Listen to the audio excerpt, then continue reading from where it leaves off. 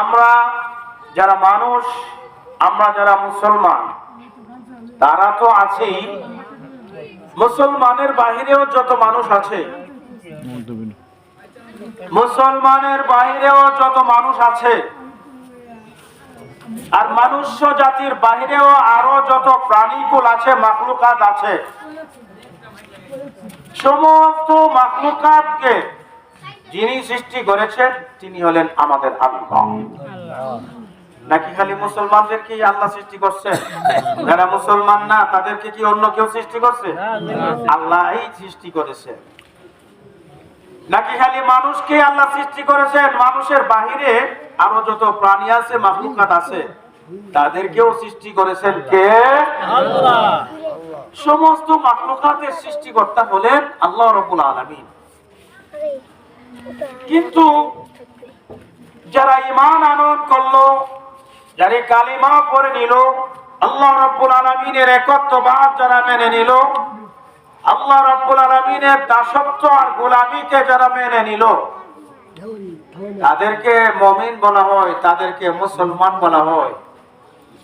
এজন্য মুমিন মুসলমানদেরকে উদ্দেশ্য করে আল্লাহ রাব্বুল আলামিন আহ্বান করতেছেন, ইয়া আইয়ুহাল্লাযীনা আমানু যকুরুল্লাহা যিকরান কাসীরা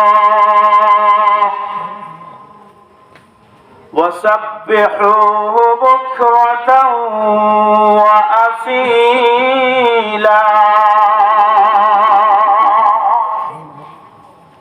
যেহেতু মুমিন মুসলমানেরা আল্লাহ রাব্বুল আলামিনের গোলামী আর দাসত্ব মেনে নিয়েছে, আল্লাহ তাআলার একত্ববাদ, আল্লাহ তাআলার রাজত্ব, আল্লাহ তাআলার সার্বভৌমত্ব মেনে নিয়েছে, এই জন্য মুমিন মুসলমানদেরকে বিশেষভাবে মায়ার সাথে আহ্বান করে আল্লাহ তাআলা বলতেছেন, হে ঈমানওয়ালারা, হে মুমিন মুসলমানেরা, আল্লাহ তাআলার জিকির করো বেশি করে। সুবহানাল্লাহ।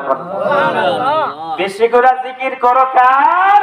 আল্লাহর। আল্লাহর জিকির করো। তাফসীরে ইবনে কাসিরের মধ্যে লেখা হয়েছে, যেহেতু আল্লাহই আমাদেরকে সৃষ্টি করেছেন, যেহেতু আল্লাহর হাতেই আমাদের হায়াত, আমাদের মওত, যেহেতু আল্লাহ তাআলাই আমাদেরকে লালন পালন করেন, দৈনন্দিন প্রতিদিন আমাদের রিজিকের ব্যবস্থা আল্লাহ তাআলাই করেন, এই জন্য বেশি বেশি করে আল্লাহর জিকির করা মুমিন মুসলমানের দায়িত্ব এবং কর্তব্য। সুবহানাল্লাহ।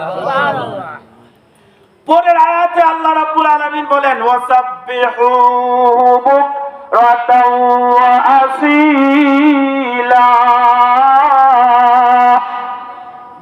এ মুমিনের দল, মুসলমানের দল, মুমিন নারীরা, মুমিন পুরুষেরা, সবাই কি এই আয়াতের ভিতরে অন্তর্ভুক্ত আছে। আল্লাহ তাআলা বলতেছেন, সকাল এবং সন্ধ্যায় তোমরা আল্লাহ তাআলার পবিত্রতা বর্ণনা করো। কার পবিত্রতা? আল্লাহ তাআলার পবিত্রতা বর্ণনা করো। মুমিনদেরকে আল্লাহ বলতেছেন, বেশি বেশি আল্লাহর জিকির করো, আর সকাল সন্ধ্যায় আল্লাহর পবিত্রতা তোমরা বর্ণনা করো। কার পবিত্রতা? আল্লাহ। আল্লাহর পবিত্রতা। আল্লাহর পবিত্রতা বলতে কি, বিস্তারিত ব্যাখ্যা সামনে আসবে। আর এক কথায় সব ধরনের আইব থেকে, সব ধরনের ত্রুটি থেকে, সব ধরনের কমতি থেকে মহান আল্লাহ রাব্বুল আলামিন পবিত্র। এই কথাটা স্বীকার করা হইল আল্লাহ তাআলার পবিত্রতা বর্ণনা করা। সুবহানাল্লাহ। এই যে আমরা সুবহানাল্লাহ বললাম, আমরা সুবহানাল্লাহ বলছি না, এই সুবহানাল্লাহটা ওই কথাটা বুঝাইতেছে যে সব ধরনের আইব থেকে মুক্ত আমার আল্লাহ, সব ধরনের ত্রুটি থেকে মুক্ত আমার আল্লাহ, সব ধরনের কমতি থেকে পাক এবং পবিত্র কে? আরো জোরে কোন? আল্লাহ। সবাই একসাথে বলেন কে? নাকি কোনো সন্দেহ আছে? কোনো রকমের সন্দেহ নাই। সর্বপ্রকারের দুষ্টুরি থেকে, কমতি থেকে মহান আল্লাহ পাক রব্বুল আলামিন পাক এবং পবিত্র। এই কথাটা আমাদের এই সুবহানাল্লাহ কালিমা, সুবহানাল্লাহ কালাম, এই বাক্যের ভিতরে এই কথাটা বিদ্যমান আছে। আছে না নাই? এবার আসুন, ওয়াসাব্বিহুহু বলে আল্লাহ কি বুঝাইছে। আল্লাহ আমাদেরকে এই দাওয়াতই দিয়েছেন, বান্দা বান্দিরা সকাল সন্ধ্যা আমার তাসবিহ তোমরা পাঠ করো।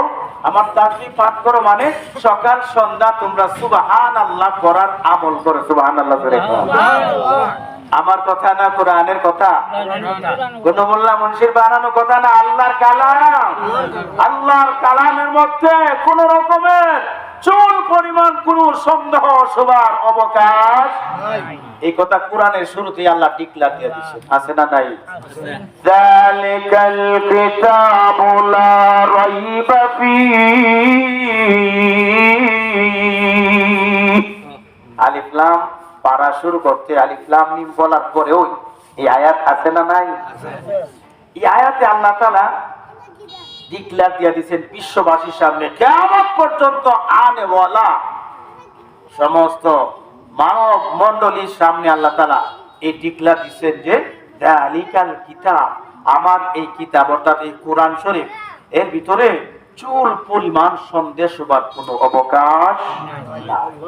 এই কোরআনের ভিতরে আমরা যারা মুমিন, আমরা যারা মুসলমান, আমরা যারা আল্লাহ তাআলাকে বিশ্বাস করি, আমরা যারা আল্লাহ তাআলার উপর ঈমান আনয়ন করেছি, আমরা যারা ইসলামকে আমাদের ধর্ম, আমাদের জীবন বিধান বলে মেনে নিয়েছি, আমাদেরকে বড় মায়ার সাথে, মহব্বতের সাথে আদর করে, আহ্বান করে, ডাক দিয়ে আল্লাহ রাব্বুল আলামিন বলতেছেন, হে আমার মুমিন বান্দা বান্দীরা, বেশি বেশি করে তোমরা আল্লাহ পাকের জিকির করো। কার জিকির? জোরে করো। একটু আগে আমরা বুঝতে পারলাম এই কথাটা যে বেশি বেশি করে আল্লাহর জিকির করা আসলেও আমাদের দায়িত্ব। কি দায়িত্ব না বলেন? কারণ সেই যে আল্লাহ তাআলা আমাদেরকে সৃষ্টি করেছেন, যে আল্লাহ তাআলা আমাদেরকে বাঁচায় রাখতেছেন, যে আল্লাহ তাআলা আমাদেরকে লালন পালন করতেছেন, যে আল্লাহর হাতে আমার হায়াত, যে আল্লাহর হাতে আমার মওত, যে আল্লাহ আমার ইজ্জতের মালিক, যে আল্লাহ আমার বেইজ্জতির মালিক, যে আল্লাহ আমাকে ধন দৌলত দেওয়ার মালিক, যে আল্লাহ আমার কাছ থেকে ধন দৌলত ছিনিয়ে নেওয়ার মালিক, যে আল্লাহ রাজত্ব দেওয়ার মালিক, যে আল্লাহ রাজত্ব ছিনিয়ে নেওয়ারও মালিক, যে আল্লাহ প্রতিদিন আমাদের রিজিকের ব্যবস্থা করতেছেন, সেই আল্লাহর জিকির করা, সেই আল্লাহকে স্মরণ করা, সেই আল্লাহর আলোচনা করা আমাদের দায়িত্ব। আছে না নাই? জোরে করো। আল্লাহ তাআলার জিকির কয়েকবার করতে রাজি আছেন? আল্লাহ নবী বিশ্ব নবী রাহমাতুল লিল আলামিনের হাদিসে আসছে, নবীজি বলেন, আফজালুয যিকরি লা ইলাহা ইল্লাল্লাহ। ও আমার উম্মতেরা শোনো, আল্লাহ রাব্বুল আলামিনের জিকিরগুলোর মধ্য থেকে সবথেকে শ্রেষ্ঠ জিকির হইল লা ইলাহা ইল্লাল্লাহ। সুবহানাল্লাহ। সুবহানাল্লাহ। এই লা ইলাহা ইল্লাল্লাহ পড়নেওয়ালা মুমিন হতে পারে, মুসলমান হতে পারে, মুমিন হতে পারে, ইমানদার হতে পারে, ইমানওয়ালা হতে পারে। এই কালিমা লা ইলাহা ইল্লাল্লাহ পড়লে আর এই কালিমা না পড়লে কোনদিন একটা মানুষ মুমিন হতে পারবে না, মুসলমান হতে পারবে না, ইমানওয়ালা হতে পারবে না। জোরে কর ঠিক কি না? এই কালিমা পৃথিবীর শুরু থেকে নিয়ে আজ পর্যন্ত পৃথিবীতে চালু আছে, কিয়ামত পর্যন্ত এই কালিমা চালু থাকবে। নবী পরিবর্তন হয়েছে, রাসূল পরিবর্তন হয়েছে, জমানা পরিবর্তন হয়েছে, এলাকা পরিবর্তন হয়েছে, কালের আবর্তন বিবর্তন হয়েছে, এই কালিমার শেষ অংশটুকু পরিবর্তন হয়েছে, কিন্তু এই কালিমার প্রথম অংশটা পৃথিবীর শুরুতে যেমন ছিল, মানব জাতির ইতিহাসে শুরুতে যেমন ছিল, আজও পর্যন্ত এমনই আছে, এমনকি কিয়ামত পর্যন্ত এমনই থাকবে। কিয়ামতের পরেও শেষ হয়ে যাবে না। আল্লাহ রাব্বুল আলামিনের জান্নাতুল ফিরদাউসের প্রধান গেটের মধ্যে সোনালী অক্ষর দিয়া আল্লাহ রাব্বুল আলামিন লিপিবদ্ধ করে রেখে দিয়েছেন, লা ইলাহা ইল্লাল্লাহ। মাশাআল্লাহ, লা ইলাহা ইল্লাল্লাহ। সবাই মহব্বত, লা ইলাহা ইল্লাল্লাহ, লা ইলাহা ইল্লাল্লাহ। মহব্বত, লা ইলাহা ইল্লাল্লাহ, লা ইলাহা ইল্লাল্লাহ, লা ইলাহা ইল্লাল্লাহ, লা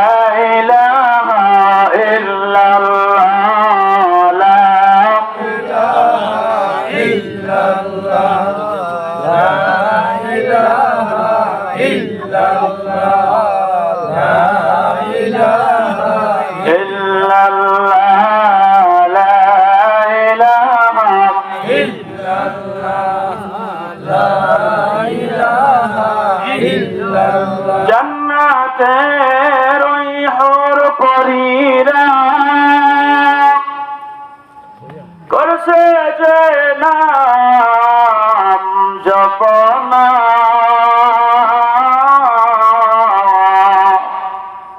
সবেদারি অলিরা যে করছে ওই নাম সাধনা লা ইলাহা ইল্লাল্লাহ মাশাআল্লাহ রহমত লা ইলাহা ইল্লাল্লাহ লা ইলাহা ইল্লাল্লাহ লা ইলাহা ইল্লাল্লাহ লা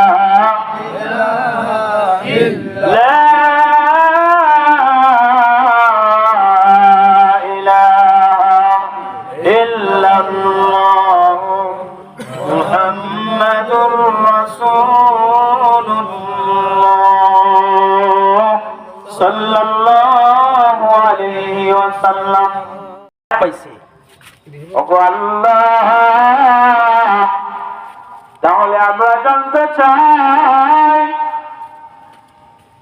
কোন কাজের বদৌলতে তোমার ওই বান্দার এত বড় মর্তবা তুমি দিছো আল্লাহ তাআলা বলে দিবেন বান্দারা রে ও বান্দারা মনোযোগ দিয়ে শুনে রাখো ও বান্দারা তোমরা যেমন হায়াত পেয়েছো আমার ওই বান্দাও তেমনই হায়াত পেয়েছিল তোমরা যেমন ঈমান আনয়ন করেছো নেক আমল করেছো আমার ওই বান্দাটাও তেমনি ঈমান আনয়ন করেছে নেক আমল করেছে তোমরা যেমন ইবাদত বندگی করেছো আমার ওই বান্দাটাও সেই ইবাদত বندگی করেছো কিন্তু বান্দারা রে শুনে রাখো তোমাদের থেকে বেশি কিছু নয় শুধুমাত্র একবার সুবহানাল্লাহ বলার আমল আমার ওই বান্দা দুনিয়াতে বেশি করেছে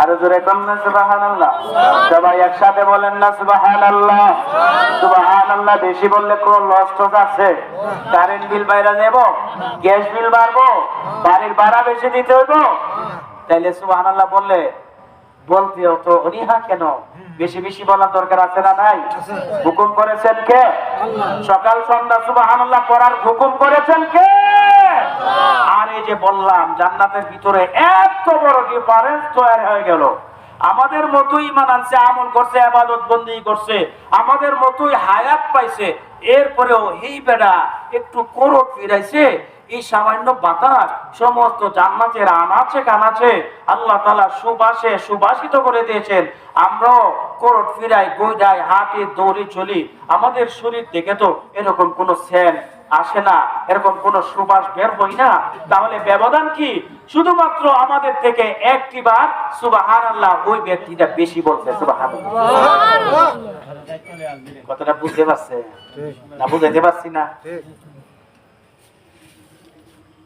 ব্যবধানটা কি শুধুমাত্র একবার সুবহানাল্লাহ আরো জোরে কোন শুধুমাত্র একবার সুবহানাল্লাহ এই বেশকমের কারণে আমার শরীর থেকে কোনো সেন্ট বের হয় না আর ওই ব্যক্তির শরীর থেকে এরকম সেন্ট বের হইছে সমস্ত জান্নাত দূষিত করে ফেলেছে সুবহানাল্লাহ সুবহানাল্লাহ আলহামদুলিল্লাহ লা ইলাহা ইল্লাল্লাহ আর মহব্বতে সবাই একসাথে সুবহানাল্লাহ আলহামদুলিল্লাহ লা ইলাহা ইল্লাল্লাহ সুবহানাল্লাহ আলহামদুলিল্লাহ লা ইলাহা ইল্লাল্লাহ লা ইলাহা ইল্লাল্লাহ লা ইলাহা ইল্লাল্লাহ লা ইলাহা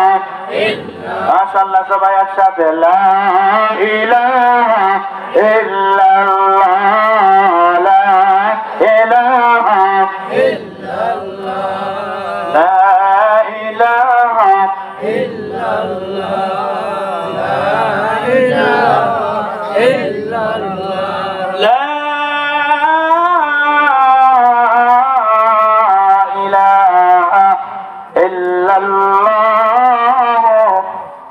মুহাম্মাদুর রাসূলুল্লাহ। সবাই পড়েন সাল্লাল্লাহু আলাইহি ওয়াসাল্লাম। সবাই পড়ছি তো সাল্লাল্লাহু আলাইহি ওয়াসাল্লাম। নবীজির নাম মুবারক শোনার সাথে সাথে সাল্লাল্লাহু আলাইহি সাল্লাম অথবা আল্লাহুম্মা সাল্লি আলা মুহাম্মদ যে কোনো একটা দুরূদ শরীফ পাঠ করা উম্মতের জন্য দায়িত্ব।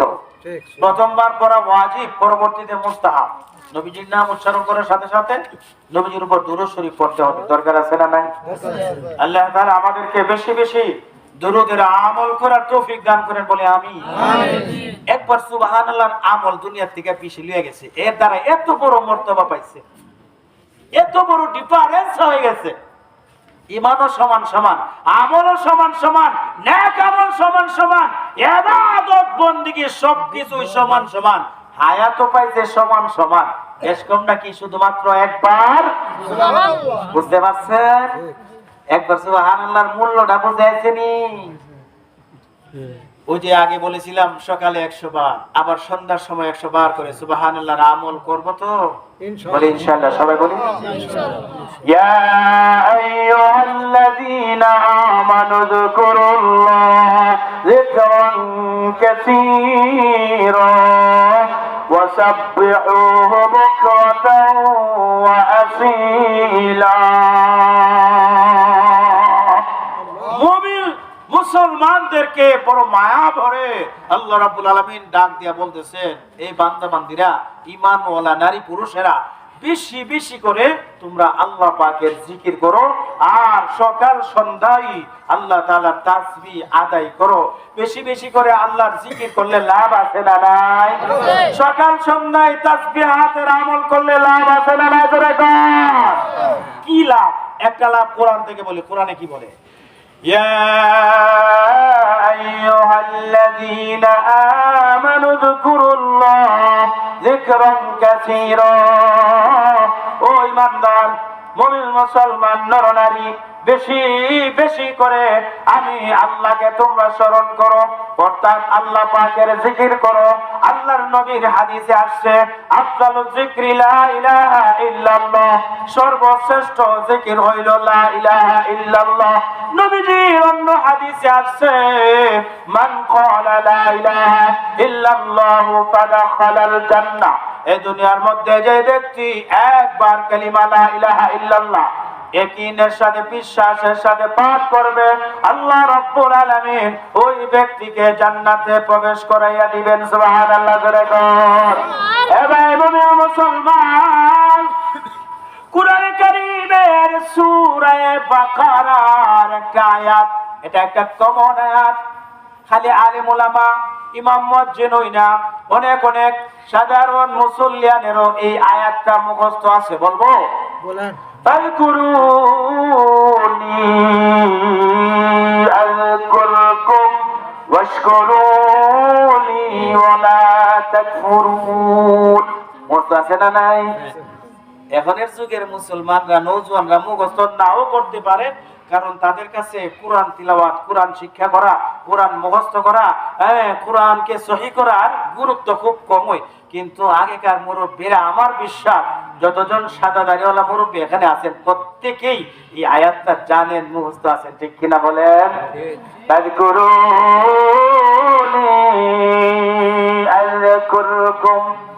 আমার সাথে সাথে সবাই পড়েন যারা পারেন। ফাযকুরুনি আযকুরকুম ওয়াশকুরুনি ওয়ালা তাকফুরুন। এই আয়াত আমরা জানি, কিন্তু অর্থ অনেকে জানি না। আল্লাহ তাআলা বলতেছেন, বান্দা বান্দিরা রে, তোমরা যদি আমি আল্লাহকে স্মরণ করো, তোমরা যদি আমি আল্লাহকে স্মরণ করো, আমি আল্লাহও তোমাদের স্মরণ করি। সুবহানাল্লাহ। তো আস্তে সুবহানাল্লাহ কইলে সুবহানাল্লাহ, আরো মহব্বতে কর সুবহানাল্লাহ, জোরে জোরে কর সুবহানাল্লাহ, সবাই একসাথে সুবহানাল্লাহ সুবহানাল্লাহ। মিয়া চিন্তা করে দেখছেন, এমপি যদি কেউ নোয়াগাঁও শেখবাড়ির খোনলা মিয়া, তুমি যদি আমার বাড়িতে আইও, আমি তোমার বাড়িতে যাবো। তুমি যদি আমাকে ডাকো, আমিও তোমাকে ডাকবো। তুমি যদি আমাকে স্মরণ করো, আমিও তোমাকে স্মরণ করবো। হনলামি আর গরমের সুরে ধারে কাছে আর মানুষ যাই পারবো? সাধারণ এমপি, 2 দিনের এমপি, 2 পয়সার এমপি, দেখছেন না কত বিদ্যুতি হয়েছে, অপমানিত হয়েছে, অপদস্থ হইয়া বিদায় হয়েছে। 3 দিনের ক্ষমতার দাপট আছে না শেষ হয়েছে? শেষ করার মালিক কে? ক্ষমতা দেওয়ার মালিক কে? ইজ্জত দেওয়ার মালিক কে? বেইজ্জতি করার মালিক কে? হায়াত ও মৌতের মালিক কে? রিজিক দেওয়ার মালিক কে? জোরে কর। আল্লাহ তাআলা রিজিকের মালিক, সবকিছুর মালিক। সে আল্লাহ তাআলা বলতেছেন আযকুরুনি আযকুরকুম, ও বান্দা বান্দিরা তোমরা আমাকে স্মরণ করলে আমি আল্লাহ তোমাদেরকে স্মরণ করব। আল্লাহকে আমরা স্মরণ করার দরকার আছে না নাই? এটা আমাদের দায়িত্ব। কি আমাদের এই দায়িত্ব প্রয়োজনই পালন করব, পালন করার দরকার আছে না নাই? তাহলে জিকির করলে, আমরা যদি আল্লাহর জিকির করি, আল্লাহ তাআলাও আমাদের আলোচনা করবেন, আমাদেরকে স্মরণ করবেন। কিভাবে করবেন? হাদিসের মধ্যে আসছে, হাদিসে কুদসিতে আসছে, আল্লাহ রাব্বুল আলামিন বলেন, আমার কোন বান্দা যখন সাধারণভাবে আমাকে স্মরণ করে, আমি আল্লাহ তাকে সাধারণভাবে স্মরণ করি। আমার কোন বান্দা যখন জামাত আকারে দলবদ্ধ হইয়া আমাকে স্মরণ করে, আমিও তখন স্পেশাল একটা দল লইয়া তাদেরকে স্মরণ করি।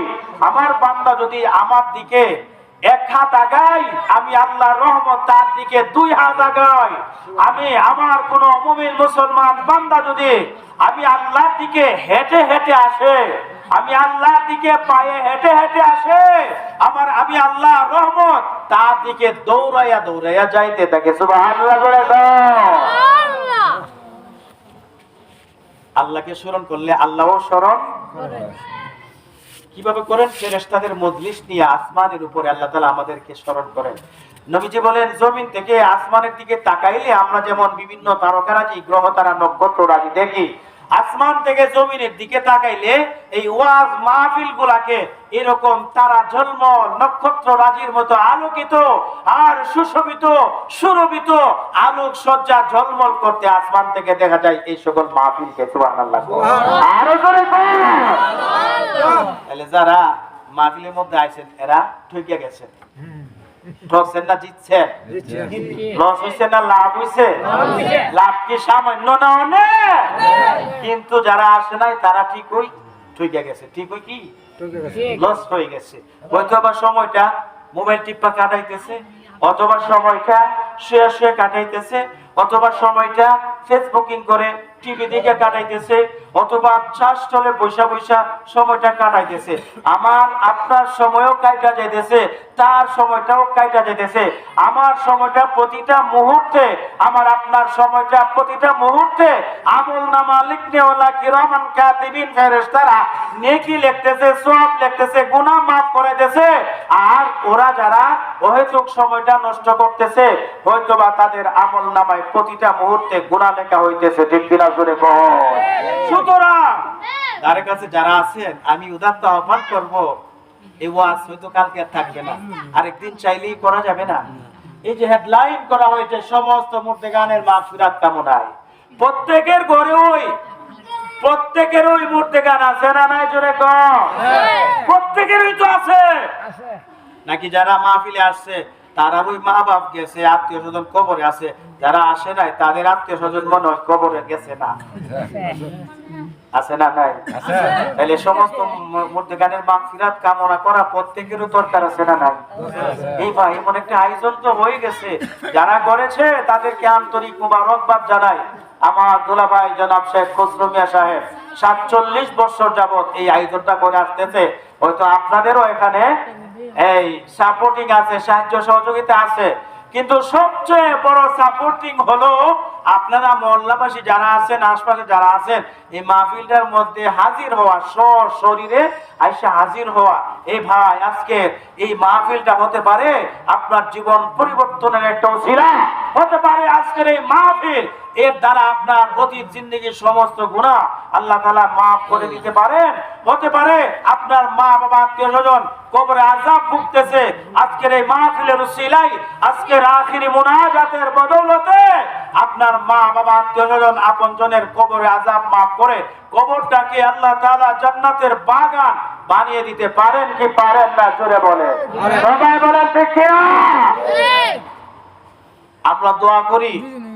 প্রথমত আহ্বান করবো আশপাশে যারা মাইকের আওয়াজ যারা পাইতেছেন বাড়ি ঘরে বসে, আমি অনুরোধ করব দূর দূরান্ত থেকে, শুধু ঢাকা থেকে ওলামায়ে কেরাম আসছেন, ওনাদের জবান থেকে কথা শোনার জন্য মঞ্চে চলে আসুন, প্যান্ডেলে নিচে চলে আসুন। আল্লাহর রহমতের এরিয়ার ভিতরে চলে আসতে হবে। বাহির থেকে সবগুলো সুবিধা আপনি পাবেন না, হয়তো শব্দ পাবেন, আওয়াজ পাবেন, কিন্তু সবগুলো ফজিলত আর সবগুলো সওয়াব আর সবগুলো সুবিধা বাহির থেকে আপনি কখনো পাবেন না, ভিতরে না আসা পর্যন্ত। এজন্য মাঠের বাহিরে যারা আছেন, পুরুষেরা, বালেগ, প্রাপ্তবয়স্ক, যুবক, বৃদ্ধ, সকলকে আমি উদাত্ত আহ্বান করে বলবো আপনারা কাল ক্ষেপণ না করে মাহফিলের মধ্যে চলে আসুন। আর আমরা যারা উপস্থিত আছি, আমরা এই মুহূর্তে ফাঁকি দিয়া, যেহেতু মুর্দে গানের কথা আসছে, আমরা একটু দোয়া করে দিই। এই যে আমাদের সামনে গুরুস্থান রয়েছে, ঐতিহ্যবাহী শেখ বাড়ির প্রাচীনতম গুরুস্থান, এই গুরুস্থানের মধ্যে অনেক নারী পুরুষ আবাল বৃদ্ধ বনিতা শায়িত অবস্থায় আছে। অনেক মুর্দে গান এই গুরুস্থানে আছে না নাই? আমার জানা মতে ওই দিকে গেলে আরো কয়েকখানা গুরুস্থান আছে, ওই দিকে গেলেও গুরুস্থান আছে, উত্তর দিকে গেলেও গুরুস্থান আছে, দক্ষিণ দিকেও আরো অনেক গুরুস্থান আছে, পশ্চিম দিকে অনেক গুরুস্থান আছে, আছে না নাই? আমরা শুধু এই গুরুস্থান না, শুধু আমাদের মধ্যে গান না, পুরা এলাকার মাটির নিচে, পুরা এলাকা যত গুরুস্থান আছে, সমস্ত গুরুস্থানের মাটির নিচে যত মুমিন মুসলমান নরনারী শায়িত আছে, আমরা দোয়া করব সমস্ত মুমিন মুসলমান মুর্দে গানকে আল্লাহ তাআলা যেন মাফ করে তাদের কবরগুলোকে জান্নাতের বাগান বানিয়ে দেন। মহব্বতে সবাই বলি আমিন। মাশরিক থেকে মাগরিব, শিমাল থেকে জুনুব পর্যন্ত, বাবা আদম আলাইহিস সালাতু ওয়াস সালাম থেকে আজ পর্যন্ত যত মুমিন মুসলমান নরনারী মাটির নিচে কবরে শায়িত হয়েছে, সমস্ত মুমিন মুসলমান মুর্দে গানকে আল্লাহ পাক রব্বুল আলামিন যেন ক্ষমা করে তাদের কবরগুলোকে রাউযাতুম মিন রিয়াজিল জান্নাহ বানিয়ে দেন। মহব্বতে সবাই বলি আমিন। আমাদের আপন পর যত মুর্দে গান কবরে আছে, যাদের কবরে আযাব চলতেছে, হয়তো অনেকেরই কবরে আযাব চলতেছে। কবরে আযাব তো আমাদের দেখার কোনো ক্ষমতা নাই, যদি থাকতো আমরা প্রতিদিন প্রতিনিয়ত এগুলো অবলোকন করতাম, দেখতাম। আর এগুলো দেখলে পরে দুনিয়াবি কোনো কাজ কামে, দিন ধর্ম কোনো কিছুতেই কারো মন বসতো না, কোনো কিছুই দুনিয়ার নিজাম ঠিক থাকতো না। সবগুলো মানুষ পাগল পাড়া হয়ে এদিক সেদিক ছোটাছুটি করতো, কান্না করতো, দৌড়ঝাঁপ করতো। আর জাহান্নাম থেকে বাঁচার জন্য, কবরে আযাব থেকে বাঁচার জন্য ছোট বড় সবাই মিলে, নারী পুরুষ সব সময় দিবানিশি হর হামেশা পাগল পাড়া হয়ে থাকতো কবরে আযাব থেকে বাঁচার জন্য। যদি খালি সামান্য কিছু কবরে আযাব আমাদের চোখে দেখা যাইত। দুইটা জাতি যেটা ইবাদতের মুকাল্লাফ, ইবাদতের মুকাল্লাফ হলো মানব এবং দানব, অর্থাৎ জিন এবং ইনসান। এই দুই জাতি ছাড়া আর যত মখলুক আছে, সমস্ত মখলুককে কবরের আযাব অবলোকন করার ক্ষমতা আল্লাহ তাআলা দিয়েছেন। এই ক্ষমতা দেন নাই শুধু আমাদেরকে, মানুষ জাতিকে আর জিন জাতিকে। সুবহানাল্লাহ। সুবহানাল্লাহ। এবার এমন তো হতে পারে আপনার মা কবরে শায়িত আছে, আপনার বাবা কবরের মধ্যে শায়িত আছে। বলে না, আমার মা বাবা দুজনে দুনিয়াতে আছে, তাইলে হতে পারে আপনার দাদা, আপনার দাদি কবরের মধ্যে শায়িত আছে, এমনও তো হতে পারে। বলে না, আমার দাদা দাদি দুজনই এখনো জীবিত আছে, তাহলে দাদার বাবা, দাদার মা, দাদির বাবা, দাদির মা হতে পারে তারা কবরের ভিতরে আছে। সম্ভাবনা আছে না নাই? এমনি ভাবে আপনার কত আত্মীয় স্বজন, আমার কত আত্মীয় স্বজন এমনও হতে পারে কবরের ভিতরে আছে, কিন্তু বহুদিন যাবৎ কবরের ভিতরে আযাব চলতেছে।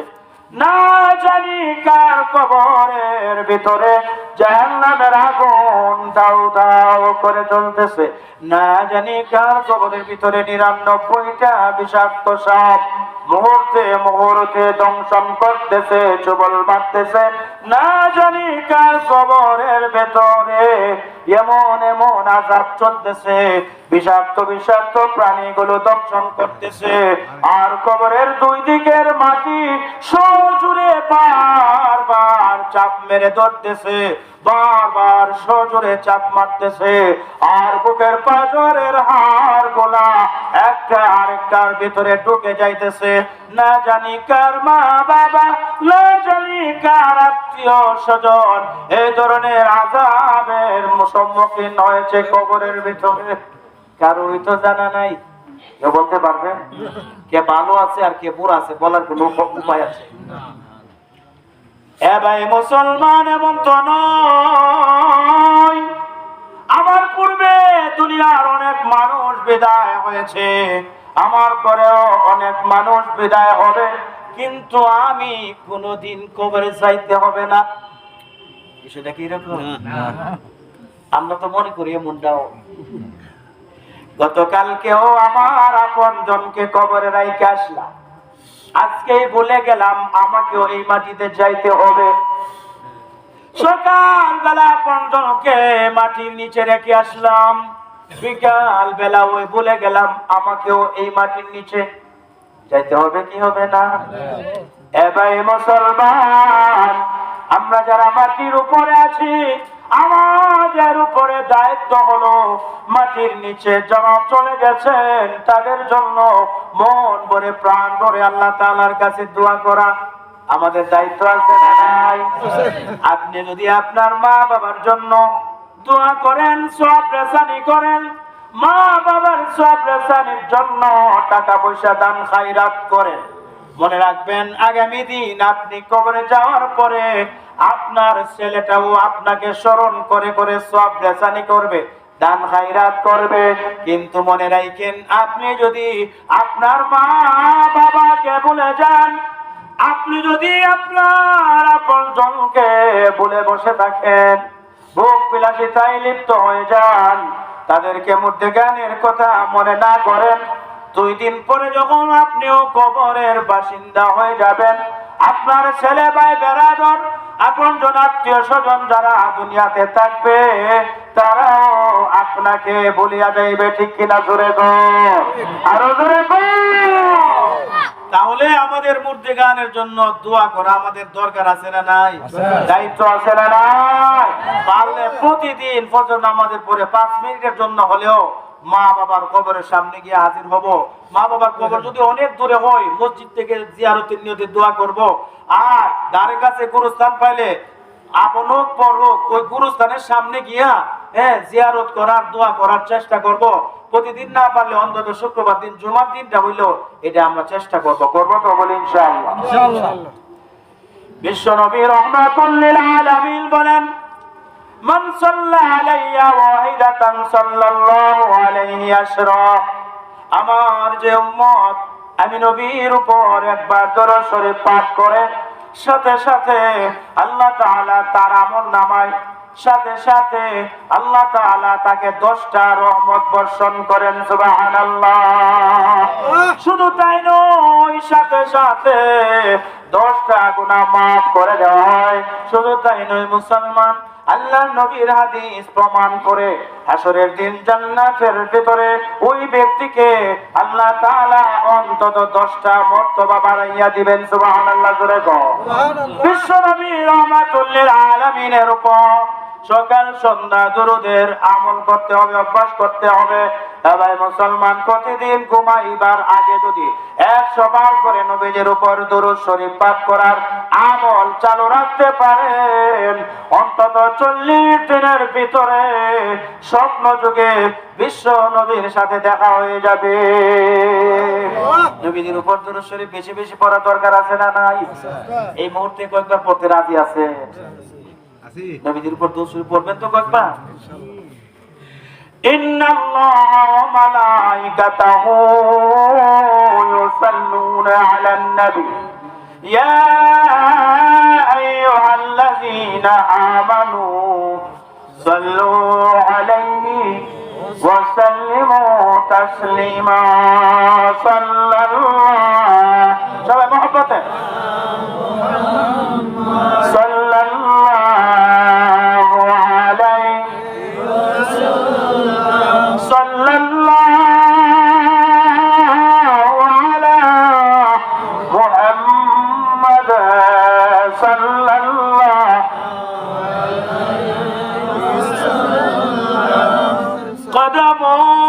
कदमों में मुस्तफा की अगर मेरा मज़र होता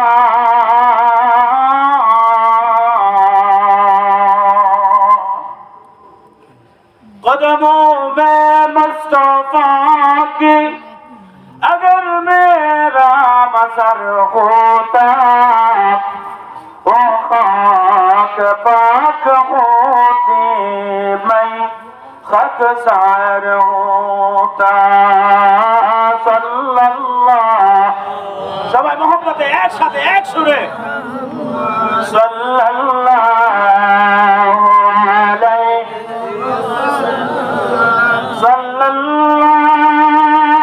सल्लल्लाहु अला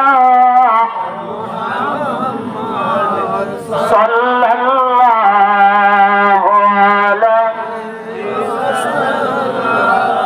उहद के मैदान रंगाया खून हंजला